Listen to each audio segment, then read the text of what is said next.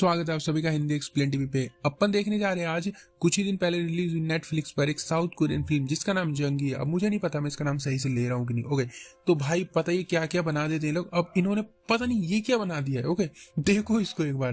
Okay, तो कहानी की शुरुआत होती है ना, तो हम देखते हैं अर्थ पर क्लाइमेट चेंज होने की वजह से चारों तरफ अफरा तफरी मच गई होती है। मतलब लोग मर रहे हैं, जी रहे हैं भाई, बचने का कोई चांस नहीं है। और लोगों ने मून और अर्थ के बीच में रहने के लिए एक जगह बना लिया होता है जहां पर बहुत सारे लोगों को भेज दिया गया है और वहां पर रह रहे होते हैं। और बहुत सारे शेल्टर भी बनाए गए होते हैं और जो लोग अर्थ पर बचे होते हैं ना, वो खुद में लड़ भिड़ रहे होते हैं।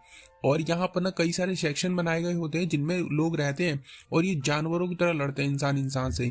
और वॉर के लिए यूज करते हैं लोग रोबोट को, रोबोट बनाते हैं और उनसे लड़ाई करवाते हैं। और यहीं पर हम अपनी मेन लीड कह सकते हैं, इनको देखते हैं। इनका नाम जंगी होता है, जो कि एक फाइटर होती है, बहुत खतरनाक लेजेंडरी, और इनको सब जानते हैं। मतलब सबको पता है कि एक लेजेंडरी फाइटर है जंगी नाम की। इसकी आंखें खुलती है एक अबैंडन्ड सी बिल्डिंग में जहां पर कुछ रोबोट इस पर अटैक कर रहे होते हैं। अब इसके लिए इन रोबोट्स को हराना कोई बड़ी बात नहीं होती है।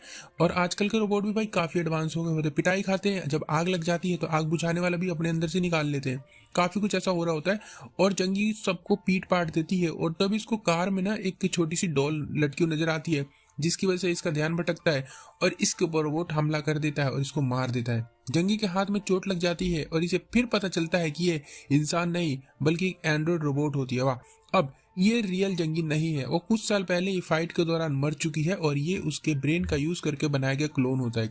अब उसके ब्रेन का यूज करके ये लोग कॉपी बनाते हैं और वॉर में भेजते हैं ताकि वॉर में लड़ाई कर सके, क्योंकि ये अच्छा लड़ा करती थी ना। अब यहाँ पर क्या है ना कि हमें पता चलता है कि लोग जो भी कर रहे थे ना, ये एक्चुअल में एक लैब के अंदर करे, टेस्टिंग हो रही है उसकी। और ये पहली बार नहीं है कि इसके साथ ऐसा हो रहा है, इसके कई सारे क्लोन्स बनाए गए हैं और फिर उनको यहाँ पर फाइट करवा के टेस्टिंग की जाती है रोबोट्स के सामने।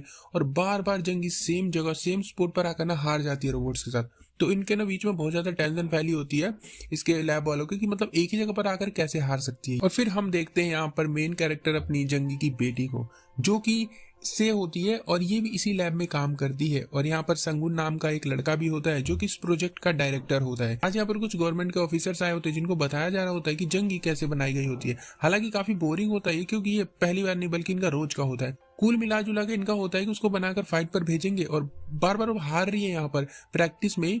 तो गवर्नमेंट कहती है कि अगर देखो हारी ना हो अगली बार तो तुम लोगों को फंड नहीं मिलेगा और मतलब खत्म तुम लोगों का किस्सा। अब इतने में ही यहाँ पर जंगी का क्लोन होश में आ जाता है और ब्रेन तो इसका वर्क कर रहा होता है ना, तो ये अपनी बॉडी को ऐसा देखकर ना रोबोटिक वाला डर जाती है, पेन में चिल्लाने लगती है क्योंकि ब्रेन से ही सारी चीजें कनेक्ट होती है। और से आकर जल्दी से इसके पेन सेशन को ऑफ कर देती है जिससे इसकी मोम को पेन ना हो। काम करने के बाद से जब जा रही होती है तो एक एम्प्लॉय कहता है कि आपकी मदर एक रियल हीरो थी, उनका फैन हूं मैं, जिस तरह से उन्होंने वॉर ज्वाइन किया और लड़ाई की। ये कहती है कि नहीं, मेरी माँ वॉर कभी नहीं जाना चाहती थी, मैं छोटी थी तो मुझे ट्यूमर था और उसी के इलाज के लिए पैसे चाहिए थे मेरी मदर को, इसलिए उन्होंने ये सब किया था। और जिस दिन मेरी सर्जरी हो रही थी उसी दिन मेरी मदर मर गई थी।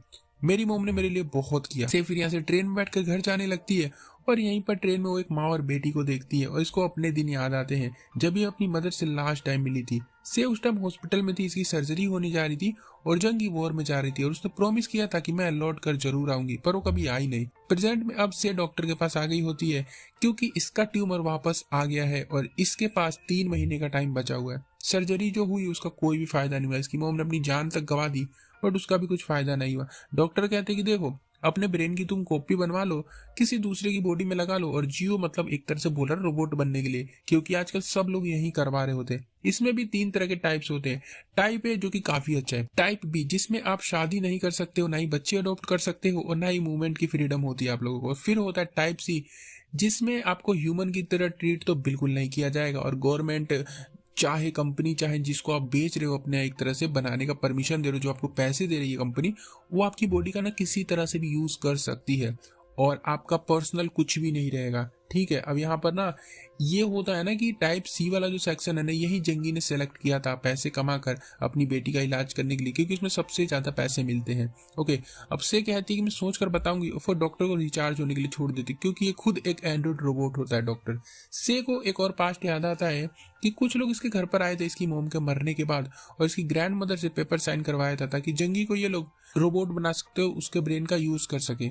से को इसकी मोम का एक एक्शन फिगर भी देकर गए थे वो, कि तुम्हारी मोम हीरो बन जाएंगी। यहाँ से अपनी मोम की रियल बॉडी के पास आई होती है जिसको यहाँ पर रखा गया होता है और अगले दिन तक जंगी की न्यू ब्रेन की कॉपी बनकर भी आ गई होती है और फिर से ये लोग टेस्टिंग शुरू कर देते हैं। खून कहता है कि इस बार इसके पैर पर गोली मार लो। शो शुरू होता है, सेम जंगी जाकर फाइट करती है और जंगी यहाँ पर भी मारी जाती है। ब्रेन भी वेस्ट हो गया होता है, पर उसके ब्रेन में ना एक न्यू सेक्शन ओपन हो जाता है और अगले दिन खून ये सब बताने के लिए अपने हेड ऑफिस चेयरमैन के पास जाता है।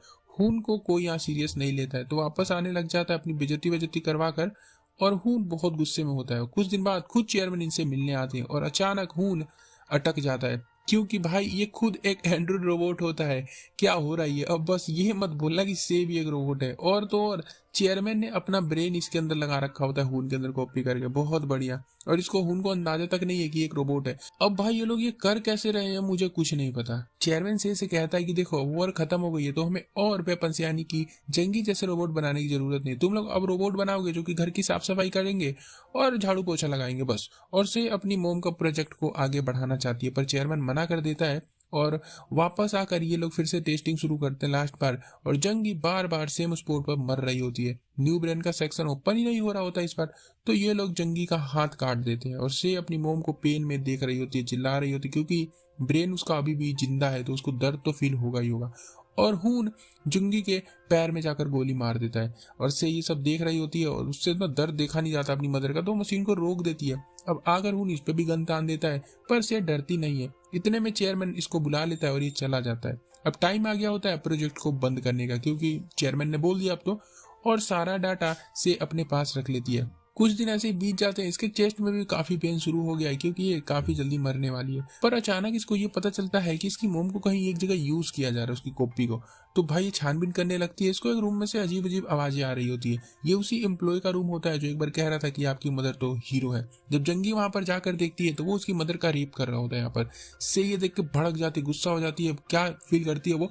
इसको ना मारने लगती है जाकर। ये एम्प्लॉय बताता है कि देखो देखो ये मैं जानबूझकर नहीं कर रहा था, मुझे ऑर्डर मिला ऐसा करने के लिए, क्योंकि अब जंगी वॉर में तो जाएगी नहीं, इसलिए हम इसे अडल्ट टॉय बनाकर बाहर बेचने वाले हैं। और बस उसी की मैं प्रैक्टिस कर रहा था। हालांकि जंगी बहुत पॉपुलर फाइटर है, तो लोग इसे खरीदेंगे और इसका यूज करना जरूर चाहेंगे। से को फिर याद आता है कि इसकी मदर ने टाइप सी चुना था, जिसके अंदर आपको पता ही है कि कुछ भी पर्सनल नहीं होता है और जितनी बार चाहे उतनी बॉडी का यूज किया जा सकता है। तो बस वही कर रही है लोग। वापस ये लैब में आखिरी टाइम आती है और हून भी यही बैठा हुआ है, जो चेयरमैन का भरोसा तोड़ने के बाद बहुत दुखी होता है और इसलिए प्रोजेक्ट कैंसिल हो गया, इसका ऐसा कहना होता है। पर से इसकी बातों को इग्नोर करती है और अपनी मदर को फिर से उठाती है एक बार एक्टिव करके।